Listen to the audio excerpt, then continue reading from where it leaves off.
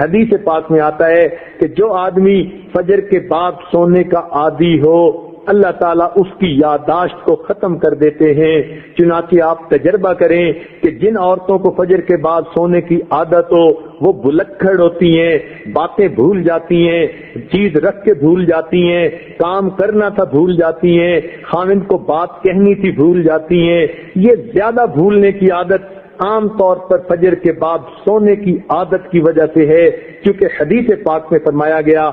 اور بعض روایات میں تو یہ بھی آیا کہ حلال رزق ان کے لیے تنگ کر دیا جاتا ہے، لہذا ان کو ادھر ادھر کا ملا جلا تو بہت کچھ مل جائے گا، حلال رزق کے دروازے بند کر دیے جائیں گے فجر کے بعد سونے والوں کے لیے۔ ہاں کوئی آدمی ایسا کہ جس کی ہے ہی ڈیوٹی رات کی، وہ اگر ساری رات جاگا فجر پڑھ کے سو گیا تو وہ اس بات سے خارج ہے۔ ہاں وہ اللہ والے جو راتوں کو جاگتے ہیں وہ عام طور پر اشراق کی نماز کے بعد پھر تھوڑی دیر آرام کرتے ہیں۔ اشراق کے بعد سونا بالکل ٹھیک ہے، بزرگوں کی عادت رہی ہے، مگر فجر اور اشراق کے درمیان حد الوسع نہیں سونا چاہیے، سوائے اس کے کہ رات کا حصہ انسان اتنا جاگے کہ اب یہ سوچے کہ نہیں سوؤں گا تو سارا دن مجھے کام کرنے کے اندر رکاوٹ ہوگی، پھر اس کی اجازت ہے۔ عام عادت نہیں بنانی چاہیے۔ دیکھا یہ گیا ہے کہ جن گھروں کے اندر کچھ کھانا پینا ہوتا ہے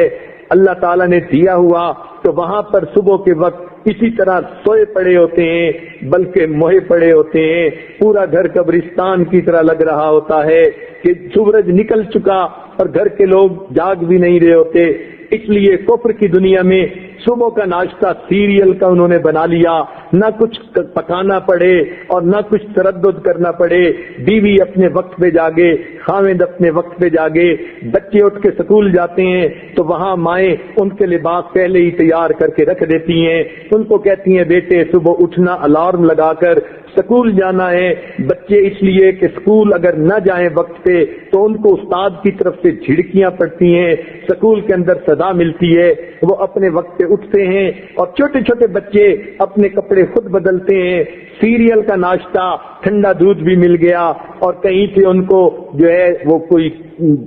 سیریل بھی مل گیا تو بچے یہی کھا کے چلے جاتے ہیں۔ تو کفر کی دنیا نے ناشتہ اس لیے آسان کر لیا تاکہ جاگنے کی تکلیف اٹھانی نہ پڑے۔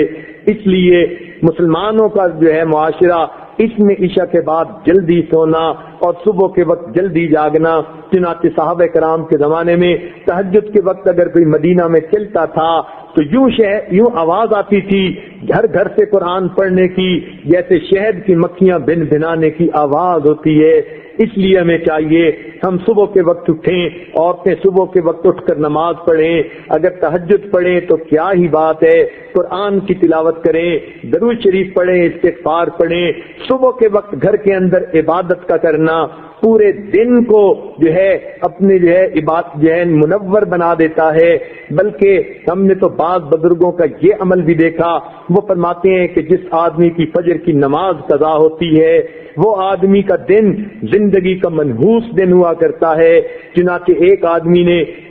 قسم اٹھا لی کہ میں اپنی بیوی کو منحوس دن طلاق دوں گا۔ اب اسے سمجھ نہیں آتی تھی کہ میں قسم تو اٹھا بیٹھا، منحوس دن کون سا ہے؟ کسی فقیہ کے پاس گیا، انہوں نے فرمایا جس دن تمہاری فجر کی نماز قضا ہو جائے وہ تمہاری زندگی کا منحوس ترین دن ہے، تم اس دن یہ کام کر گزرتے ہو۔ بعض ایسے بزرگوں کو بھی دیکھا کہ جو وقت کے حاکم تھے مگر انہوں نے دستور بنایا ہوا تھا، وہ سوچتے تھے کہ جو آدمی فجر کی نماز وقت پہ پڑھ لیتا ہے حدیث پاک کے مطابق اللہ کی امان میں آ جاتا ہے، لہذا وہ حد جو ہے وہ جو سزائیں دینی ہوتی تھی تعزیرات کی وہ اس وقت تک نہیں دیتے تھے جب تک کہ یہ یقین نہ کر لیتے کہ آج اس نے فجر کی نماز نہیں پڑھی۔ اگر پڑھ لیتا تھا تو فجر دوست کو سزا دینا مؤخر کر دیتے تھے کہ اگر یہ اللہ کی امان میں آ گیا ہم کیوں اس کو سزا دیں۔ تو تو مسلمانوں کے نزدیک تو فجر کے وقت جاگنا اتنا اہم ہے،